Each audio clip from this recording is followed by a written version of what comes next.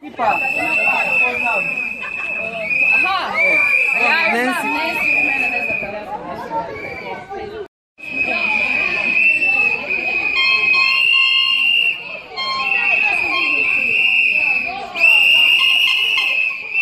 Zbog čega se danas nalazite u ovolikom broju ovdje? Zbog ovih baznih stanica koje potencijalno uništavaju zdravlje.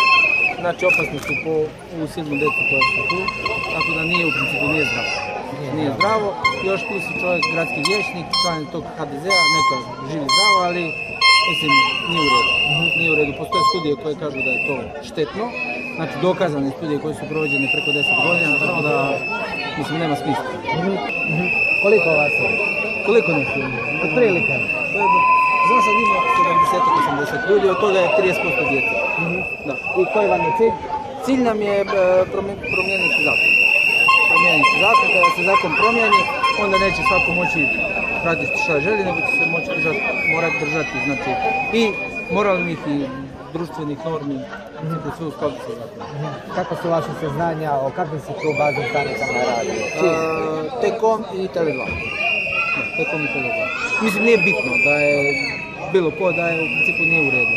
Ako je dokazano, kako su studije pokazale da je to štetno i da šteti zdravlju, mi moramo govoriti potencijalno, zato da ne bi nekog uvrijedili. Nije u redu. Hvala. Molim i drugi put.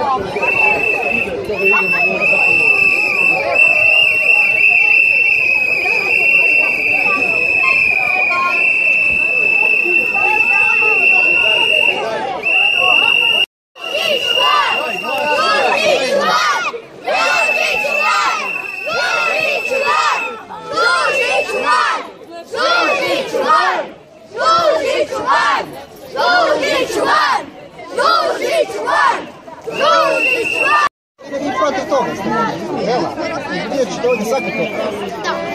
Šta ako ostanete bez glasa?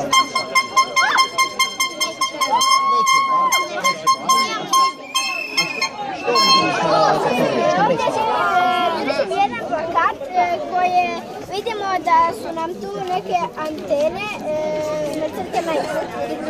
A to je ovako čaj. Hvala ti puno. Jesmo mi spremni skupiti pare? Koliki su penali! Koliki su penali! Koliki su penali! Koliki su penali! Koliki su penali! Ostavku! Žužiću daj ostavku! Žužiću daj ostavku! Žužiću daj ostavku! Žužiću daj ostavku! Žužiću daj ostavku! Žužiću daj